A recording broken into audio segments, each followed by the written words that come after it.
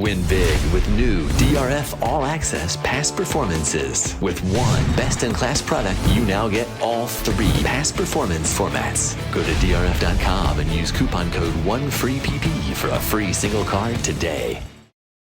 Hi, everybody. Dan Illman, Mike Beer, taking a look at the DRF race of the day for Wednesday, October the 23rd. It's race number 7 at Keeneland. We're going 5.5 furlongs on the turf. It's a high-level allowance race.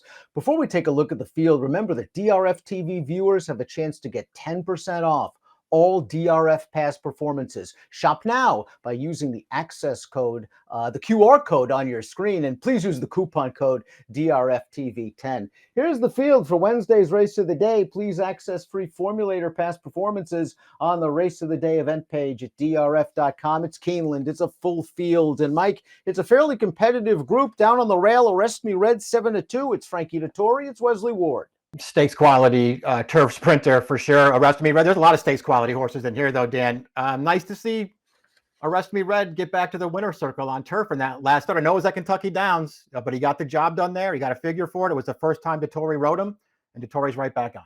12 in the body of the race, 13 through 16 on the also eligible list. Speed, so important in these turf sprints. Let's throw up the Timeform US pace projector. Timeform US believes this pace will be fast. And the number 9, that's right, is very, very fast from the Brittany Russell barn. You're certainly going to know this horse early. The 11, Agent Peter Graves, also has a ton of early speed, Mike. This pace should be quick. It's all about the closers, whether they can get the trip. Yeah, these two speed horses, they are both very fast, and they both have outside posts too, Dan. So you sort of feel like they're going to come out of there running, and that should lead to a fast pace here. We'll see who gets trips in behind these horses. Illman, the number 5, is the fastest Timeform US late pace rating, as evidenced by the LP flag over his chiclet. Let's start things off with the 1, Arrest Me Red. Mike mentioned the score last time out of Kentucky Downs. This race going 6.5 furlongs. This is a pretty gritty effort from Arrest Me Red. Yeah, he was very game here to dig in. This is a horse who's, come up short in his share of photos along the way, Dan, but he's not going to let this horse get by him at Kentucky Downs. Again, first time for Dettori.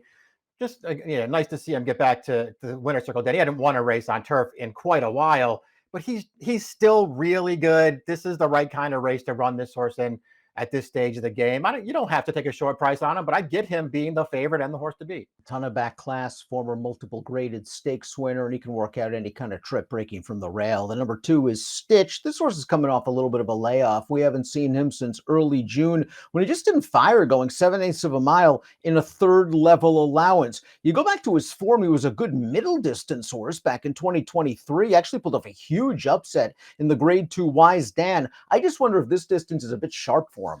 Yeah, that was obviously has to be the main concern with this horse. I mean, maybe he'll just get a really fast pace in front of him, and everything will really work out. At the end of the day, they've only really, truly sprinted him once on the grass. That was here in the Shakertown, the grade 2 off the layoff last year. He didn't run well that day. The other 2 short races, there's, Kentucky Downs 6.5, Woodbine 7. Those are totally different races. Mark of the Z, the number 3, is a very underrated horse. He's won 11 times in his career, and perhaps most importantly, he's done some really good work over the Keeneland turf course. A couple of wins, and he was a close 3rd last fall. Now, he has raced sparingly in 2024, and that's a little bit concerning for me because I really don't love both of his starts, and he's coming into this race off yet another layoff. Yeah, exactly. I mean, it's nice to know that he can handle this turf horse, because some courses don't, and this horse obviously does. But I'm with you, Dan. I mean, they've obviously had trouble getting him going now as an 8-year-old, and I'm not sure that if everybody shows up with their best race, I'm not sure that his best is going to get it done. The 4, Front Run the Fed, does not have a ton of early speed. He is a true deep closer, and he displayed a tremendous closing kick to win during the spring of 2023. He just rallied from absolute left field to win a high-level allowance race here at Keeneland over course and trip, and he won a little stakes race at Colonial Downs last year as well.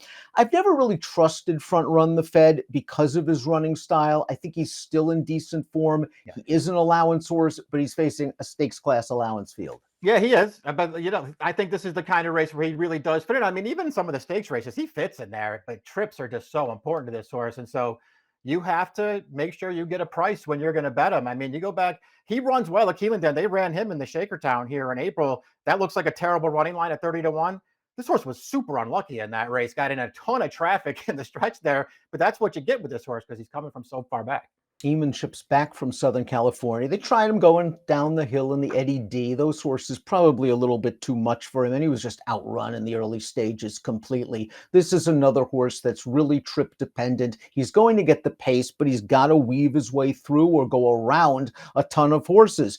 He has a good strong kick, though, and Jose Ortiz picks up the mount. At a price, I could see him at least sneaking into the number. I won't argue with that. I mean, it does feel like he'll get a setup here, and that's what he really needs is another deep closer in this race. I don't love betting horses like this unless I'm, totally convinced that they're, near the top tier and they're going to get the fast pace to go along with it. I know Time Form US thinks he's the best closer in the race. I'm not sure I agree. Mischievous Rogue is the number 6. Kind of an interesting horse for trainer Michael Maker. Maker took him over and sent him to Hawthorne, where he scored going 5/8 of a mile, and he did so pretty easily. Now, I usually take those Hawthorne races with several grains of salt, although he looked good doing it. And he didn't run to form last time out in the Arrest Me Red race. But I don't really take those Kentucky Downs races seriously either. So I guess I go back to his race 3 back at Churchill before Maker had him. He ran well against stakes horses. I think he's a good fit with Rosario aboard. Yeah, me too. And the other thing about his most recent start, I mean, forget just being Kentucky Downs, the Maker was dead there. He just couldn't win a race at that entire meet. You mentioned the Hawthorns. I'm sort of with you. You look at those Hawthorne lines, you just feel like those races don't match up. One-timer was second to him in that race. One-timer would look really good in this field. Out of door, the number 7 is also going to bring a lot of speed to this party. He was claimed by Eddie Keneally 3 starts back, and Eddie ran him at Ellis Park 2 back, got involved in a really hot pace that day and tired, and then they ran him at Kentucky Downs, and Out of door ran really well yet again, going 6.5 furlongs. He actually sat a little bit off another horse. He made a run. He has the lead. He's going to fight pretty hard to just be denied. Yeah, he runs really well in here. It's worth noting that Out of Door is a horse who really does run well at Kentucky Downs. It seems like every year they take him there, and he runs really well over that turf course. This is a good performance for him. I'm a little concerned, Dan, that he's more of a speed type, and there are a couple of really fast horses to his outside. So we'll see if he's going to be able to just sit a little bit, work out a trip in this race. If he does, he's super dangerous. The 8 Bushido is a stakes winner going 5/8 at Woodbine back as a 2-year-old in his most recent start. This race at Horseshoe Indianapolis, a second level allowance, at least indicates that he's back into form. He has very good tactical speed, and he got a pretty good trip in this race overall. He got the pocket, he got the split, and there he goes. Yeah, he's 3 to 5 in this race, and he looks like it. He got a perfect trip in this race, and now he's just too good for these horses. Nice performance, but he's got a lot to prove against this field. He's a big price on the morning line if you just feel like he's in really good form right now. That's right. The number 9 is very, very fast. We've seen it several times in turf sprints when Mike Moore had him. Brittany claimed him for 40, just missed in a couple of stakes races. And then they ran him at Colonial last time out. Again, part of a pace battle and tired. You always respect horses with speed. The problem is I just don't see a situation in here where he's going to shake loose and get any kind of a breather. He's going to have to run hard from start to finish. Yeah, I agree with you, Dan. I mean, I do respect him. He does have a lot of speed, and I know that he's dangerous in this race. If everything goes his way, the flip side of that is I do feel like everything has to go his way if he's going to beat this field. Mustache, the number 10, returns to his favorite turf course. 2 of his 3 lifetime wins have come at Keeneland, another horse that might not have cared for the Kentucky Downs configuration last time out. His race before at Ellis was okay. He was making up a little bit of lake ground. I think he has the right running style for this race. He's somewhat pace adaptable. Most of his wins have come from on the lead, but he's shown that he can rate and finish. Yeah, I like that about him too, Dan. I mean, I think you could look at him on paper and feel like, if he's not involved early, he's not quite as good. I don't know if that's necessarily the case. I do think he's handy enough to just fall into a trip in this race. I'll be honest, I think he's okay. I wouldn't take the 4-1 morning line on him, but maybe he drifts here. I think 4-1's a little bit light, but it's so hard to make a morning line in a race like this. You could make a case that 5 could be the favorite. The 11 is Agent Peter Graves, who reeled off a couple of gate-to-wire wins at Lone Star Park before his most recent start at Remington. This was a race where he showed his usual speed. He got hooked this time, and I think that kind of led to his demise. He tired very badly. He went to the layoff after that. I think 2 months off is going to benefit him. The problem is, again, he's got to deal with, that's right, he's got to deal with Out of Door.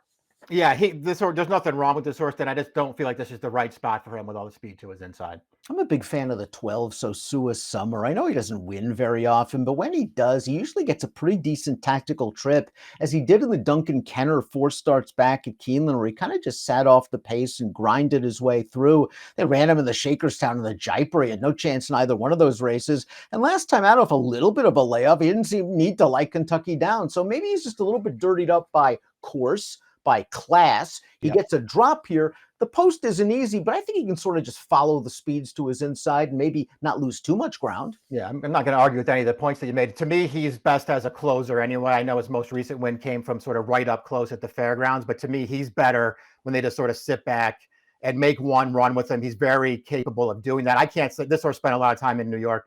I can't say I'm a huge fan of his, Dan. I do like the setup he might get here, though. 13 through 16 on the also eligible list. If I had to take one, it would be Jean Valjean, the 16, who just was washed off last time out at Parks and didn't run very well. He's just become a new horse and switching to the turf. It's just unlikely he'd get in. Determined Kingdom is another horse that I think fits with these. Another one, though, that needs a lot of scratch help. Yeah, I just don't see them getting into this race, but they are the two most interesting horses on the AE to me.